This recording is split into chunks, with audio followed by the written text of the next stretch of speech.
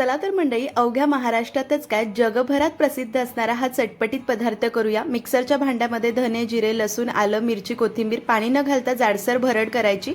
1.5 cup बेसन पीठ स्वच्छ चाळून घेतले, त्यामध्ये मीठ आणि थोडं थोडं पाणी घालून बॅटर करायचं। खूप घट्ट नाही आणि खूप पातळ नाही। मला 1.5 कप साठी पाऊण कप आणि वरतून 1 चमचा इतकं पाणी लागलं। 2-3 मिनिटं फेटून झाकून बाजूला ठेवायचं। 7 बटाटे उकडून साल काढून मॅश केले।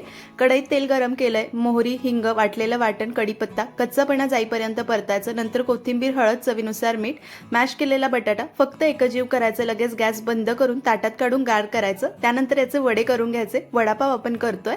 छान असे वडे करून झाले। बॅटर सुद्धा तयार आहे। पाव चमचा सोडा घालून एकजीव करायचं। गरमागरम तेलात मध्यम ते मोठ्या आचेवर वडे तळून घ्यायचे। डिटेल रेसिपी आपल्या यूट्यूब चॅनलवर आहे, नक्की पहा। मस्त असे गुबगुबीत टम्म फुगलेले कुसकुशीत वडे तयार आहे। वडापावची लाल सुकी चटणी, गरमागरम मिरची सोबत वडापाव सर्व करायचा। नक्की करून पहा। आवडला तर लाईक